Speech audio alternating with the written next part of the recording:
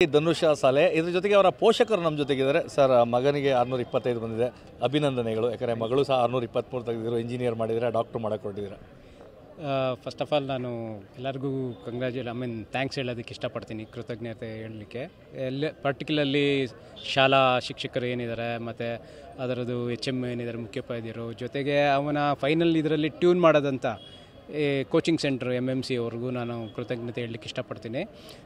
ನಾನೊಬ್ಬ ಇಂಜಿನಿಯರಿಂಗ್ ಓದಿದ್ರು ಸಹ ಬಿಕಾಸ್ ಆಫ್ ನನ್ನ ಹೆಲ್ತ್ ಕಂಡೀಷನಿಂದ ನಾನು ಯಾವುದೇ ಒಂದು ಕಂಪ್ನಿನಲ್ಲಿ ಕೆಲಸ ಮಾಡೋಕ್ಕಾಗಲಿಲ್ಲ. ಈಗ ಒಂದು 5 ಇಯರ್ಸಿಂದ ಫೈನಾನ್ಷಿಯಲ್ ಸ್ಟ್ರಗಲ್ ಇದ್ದಾಗ ತುಂಬ ಎಲ್ಲ ಥರದಲ್ಲೂ, not only moral support, education support, even financial support, ಆ ಥರದ್ದೆಲ್ಲ ಮಾಡಿದ್ರಿಂದ ಇವತ್ತಿನ ದಿನ ಇವನು ಅಚೀವ್ ಮಾಡಲಿಕ್ಕೆ ಸಾಧ್ಯ ಆಯಿತು. ಎಲ್ಲೋ ಅವನು ಹೇಳಿದಾಗೆ ನಾವು ಯಾವತ್ತೂ ಅವನಿಗೆ ಇಷ್ಟೇ ಹೊತ್ತು ಓದಬೇಕು, ಇದೇ ಮಾಡಬೇಕು ಅಂತಿಲ್ಲ. ಒನ್ಲಿ ನಾನು ಇಂಜಿನಿಯರು, ಇನ್ಸ್ಟ್ರುಮೆಂಟೇಷನ್ ಟೆಕ್ನಾಲಜಿ ಇಂಜಿನಿಯರು. ಏನು ನೀನು ಮಾಡ್ತೀಯಾ ಅದನ್ನು ಬಿಗಿನಿಂಗ್. ಕಂಗ್ರ್ಯಾಚುಲೇಷನ್ಸ್. ಯಾರು ಹುಡುಗ? ಮದುವೆ ಅಲ್ಲ, ಬಿಸ್ನೆಸ್ ಸ್ಟಾರ್ಟ್ ಮಾಡ್ತಾ ಇದ್ದೀನಿ. ಹೌದಾ? ಹೇಗೆ? Boss Vala. Boss Vala, B the boss. ಇದನ್ನೇ ಮಾಡು ಅಷ್ಟೇ. ಪ್ಲ್ಯಾನ್ ಮಾಡಿದ್ರೆ ಅಚೀವ್ ಮಾಡೋದು ತುಂಬ ಈಸಿ ಆಗ್ತದೆ. ಮತ್ತು ಅವ್ರ ತಾಯಿನೂ ಸಹ ಅದಕ್ಕೆ ತಕ್ಕಂಗೆ ನನ್ನ ಹತ್ರಗಿಂತ ತಾಯಿ ಹತ್ರ ಅವ್ನು ಜಾಸ್ತಿ ಹೇಳ್ಕೊತಿದ್ದು. ನಮ್ಮ ಹತ್ರ ನಾವು ಶಿಸ್ತು ಅಂತಂದ್ರೂ ಅವರು ಸ್ವಲ್ಪ ರಿಲ್ಯಾಕ್ಸ್ ಆಗಿ ಮಾಡ್ತಿದ್ರು. ಒಂದು ಘಟ್ಟದಲ್ಲಿ ನಾವು ತುಂಬ ಅವನಿಗೆ ಡಿಸ್ಟ್ರಾಕ್ಟ್ ಆಗಿ ನಾವು ಡಿಸ್ಟರ್ಬ್ ಆಗಿದ್ದು ಅಂತಂದರೆ ಸೈನ್ಸ್ ಎಕ್ಸಾಮ್ ಹಿಂದಿನ ದಿನ, ಅಂದರೆ ಮಾರ್ನಿಂಗ್ ಅವತ್ತು ಮಿಡ್ ನೈಟಲ್ಲಿ ಅವನಿಗೆ stomach pain, lower stomach pain ಬಂದು ಅವನು ಈಸ್ ಸಫರಿಂಗ್ ಎಲ್ಲ ಎಕ್ಸಾಮ್ಗೆ ಹೋಗ್ಲಿಕ್ಕೆ ಸಾಧ್ಯನೇ ಇಲ್ಲ. ಅಂದರೆ ಹೋದಾಗ ಸ್ಕ್ಯಾನ್ ಮಾಡಿಸ್ಲೇಬೇಕು ನೀವು ಅಂತ ಬಂತು.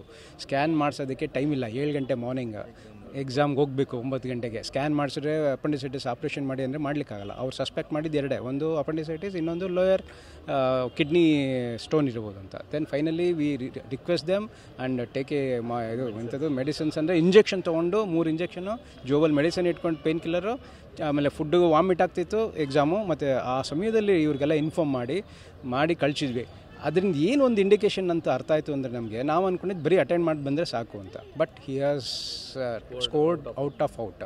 ಇದರಿಂದ ಒಂದು ಅರ್ಥ ಆಗಿದ್ದು ಅಂದರೆ ಹಿಂದಿನ ದಿನ ಅವನು ಓದೋ ಅವಶ್ಯಕತೆ ಇಲ್ಲ ಅನ್ನೋದು ಪ್ರೂವ್ ಆಗಿದೆ. ಹೇಳಿ, ತಮಗೆ ಎಷ್ಟು ಖುಷಿ ಇದೆ? ಯಾವ ರೀತಿ ಪ್ರಿಪೇರ್ ಆಗಿದ್ರು, ನಿರೀಕ್ಷೆ ಮಾಡಿದ್ರ? ಇಲ್ಲ, ತುಂಬ ಭಯ ಇತ್ತು. ತುಂಬಾ ಭಯ ಆಗಿತ್ತು. ಸೈನ್ಸು ಮತ್ತು ಕನ್ನಡ ಎಕ್ಸಾಮ್ದಲ್ಲಿ ತುಂಬ ಸಿವಿಯರ್ ಪೇನ್ ಇತ್ತಲ್ಲ. ಏನು ಮಾಡ್ತಾನೋ ಏನೋ, ನೆಕ್ಸ್ಟ್ ಎಕ್ಸಾಮಲ್ಲಿ ಬರ್ಸಿದ್ರೆ ಆಯಿತು, ಇವಾಗ ಎಷ್ಟು ಬರುತ್ತೆ ಅಷ್ಟು ಬರೆಯಪ್ಪ ಆರಾಮಾಗಿ ಅಂತ ಹೇಳಿತ್ತು. ನೆಕ್ಸ್ಟ್ 25 ಬಂದ ತಕ್ಷಣ ತುಂಬ ಖುಷಿ ಆಯಿತು. ಅವ್ನು ಎಫರ್ಟ್ ಕೊಟ್ಟಿದ್ದು ಎಲ್ಲೂ ನಮಗೆ ಮೋಸ ಮಾಡಲಿಲ್ಲ. ಎಲ್ಲ ಇನ್ಸ್ಟಿಟ್ಯೂಷನ್ಸು, MMC ಕೋಚಿಂಗ್ ಸೆಂಟರ್ಸು ಎಲ್ಲ ಚೆನ್ನಾಗಿ ಸಪೋರ್ಟ್ ಮಾಡಿದ್ರು. ಟೀಚರ್ಸ್ ಎಸ್ಪೆಷಲಿ ತುಂಬ ಸಪೋರ್ಟ್ ಮಾಡಿ ಚೆನ್ನಾಗಿ ಬಂತು. ಅದು ತುಂಬ ಖುಷಿಯಾಗಿದೆ. ಹೌದು, ನನಗಂತೂ ಫುಲ್ಲು ಟೆನ್ಷನ್ ಆಗಿಬಿಟ್ಟಿತ್ತು ಇವತ್ತು ಮಾರ್ನಿಂಗಿಂದನೂ. ಏನಾಗುತ್ತೋ ಏನೋ, ಪಾಪ ಅವ್ನಿಗೆ ತುಂಬಾ ಹೋಪ್ಸ್ ಇತ್ತು. ಅವನಿಗೆ ಹೆಲ್ತ್ ಇಶ್ಯೂಸಿಂದ ಏನಾಗ್ಬಿಡುತ್ತೋ ಅಂತ ಒಂದು ಗಾಬರಿ ಇತ್ತು. ಹೆಂಗೂ ಆಯಿತು, ಅದು ತುಂಬ ಖುಷಿ ಆಯಿತು. ಹೌದಿಲ್ಲ, ಅವ್ನು ಫಸ್ಟ್ 8ಇಂದನೂ ಅವ್ನು ಯಾರಿಗೂ ಬಿಟ್ಕೊಡ್ಲಿಲ್ಲ. ಅವನೇ ಫಸ್ಟ್ ಇದ್ದ.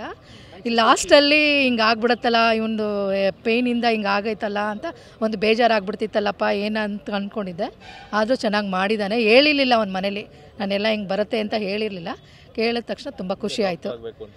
ಇದ್ದಾನೆ, ನೋಡೋಣ ದೇವರು ಏನು ಮಾಡಲೇಬೇಕು ಅಂತ ಹೇಳಿದ್ದೀನಿ. ನಾವೇನು ತುಂಬ ಏನೋ ಇದು ಮಾಡಿಲ್ಲ, ಫೋರ್ಸ್ ಮಾಡಿಲ್ಲ. ಅವ್ನು ಯಾವ್ದು ಓದ್ತಾನೆ ಅದಕ್ಕೆ ಓದ್ತೀನಿ ಅಂತ ಹೇಳ್ತಾ ಇದ್ದಾನೆ. ನೀಟಲ್ಲಿ ಚೆನ್ನಾಗಿ ಬಂದರೆ ಒಂದು ಒಳ್ಳೆ ಕಾಲೇಜಿಗೆ ಎಲ್ಲದರಲ್ಲೂ ಇದ್ದಾನೆ.